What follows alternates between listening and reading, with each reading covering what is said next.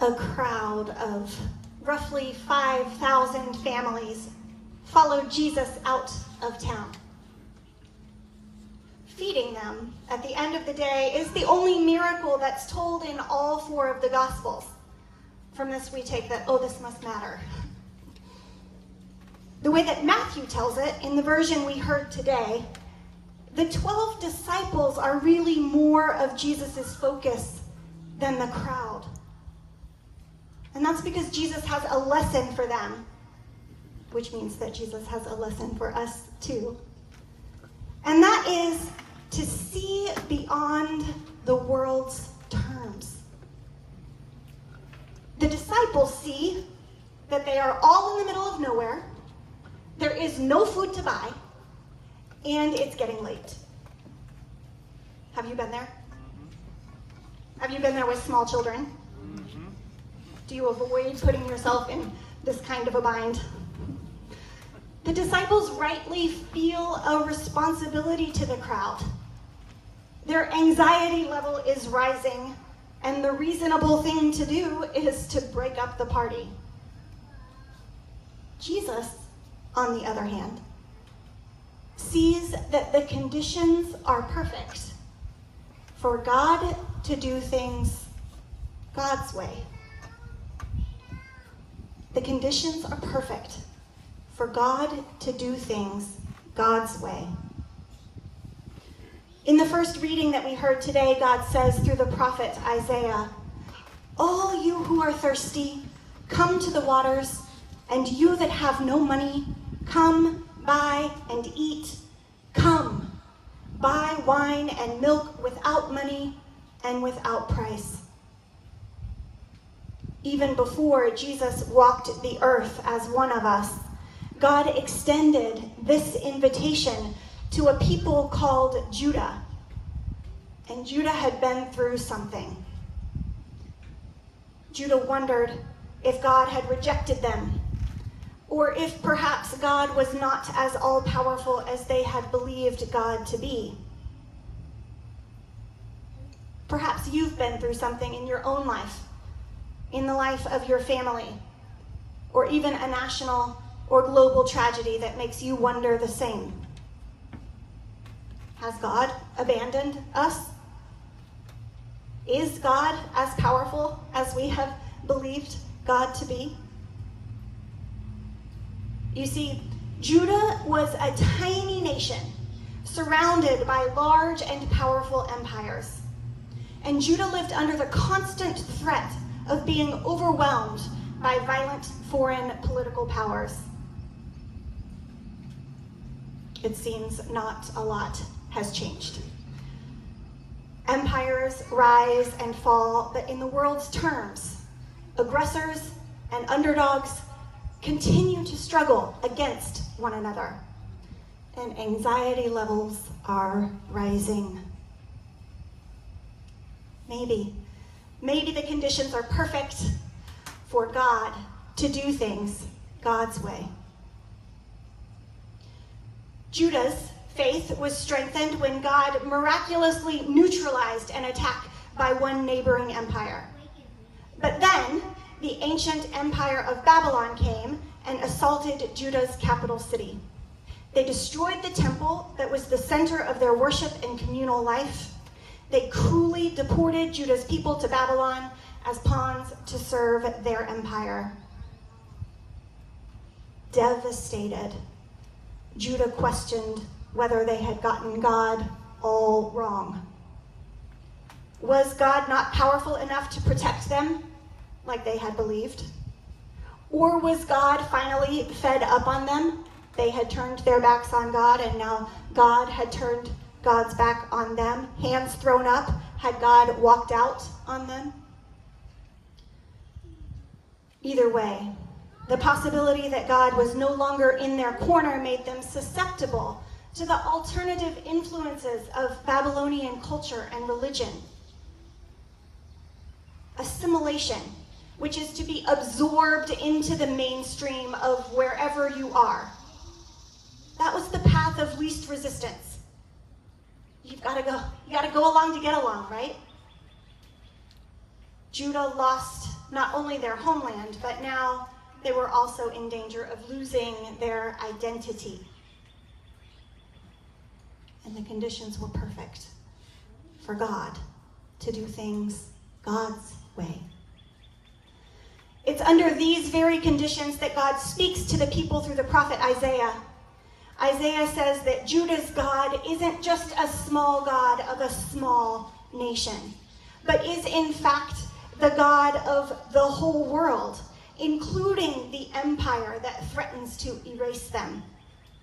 Isaiah says that with God's sleeves rolled up, God has entered the fray, sometimes in obvious ways and sometimes behind the scenes. Isaiah reminds them of the promises that God has made to them and asks them to imagine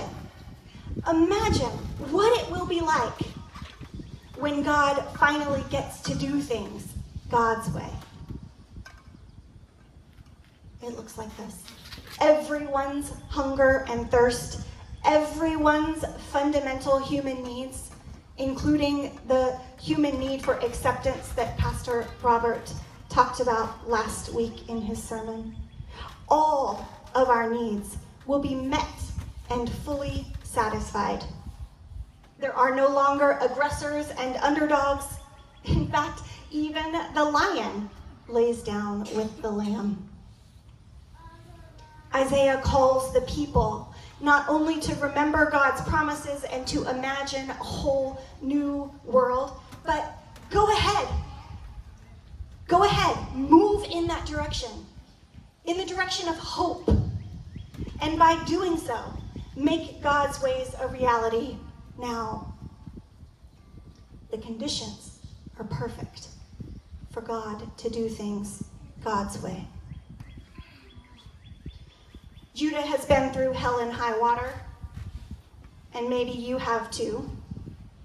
But renewal and restoration are at hand.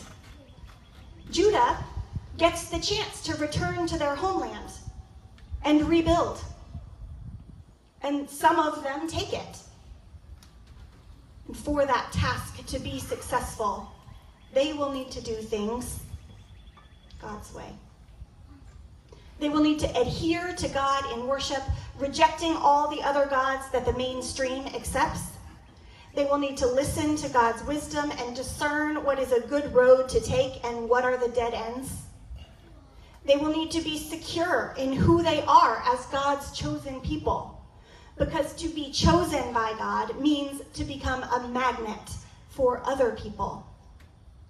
It means to move over and make room, and to pass the wine and the bread to the hungry and the thirsty. They will need to see the newcomers as God's people too. This ancient call of Isaiah is the call to the global church today. And at St. Paul, we express it in the vision for this church, answering Christ's call to revitalize lives and the community by enabling the sacred ground to become the common ground. The conditions are perfect for God to do things God's way through us. Well, that's all tied up nice and neat, right? We ought to just stop right there while we are ahead.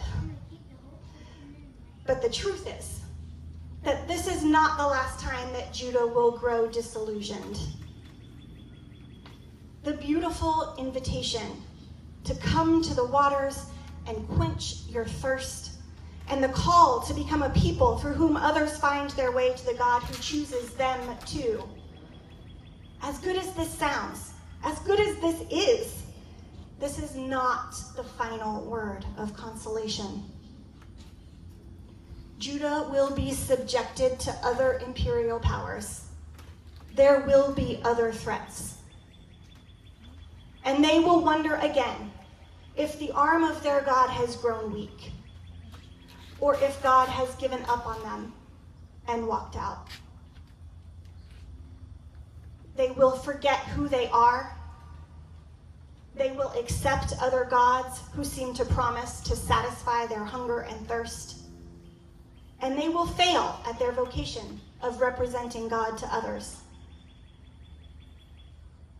We will too. We will too. And then again, the conditions are perfect for God to do things God's way. That's right.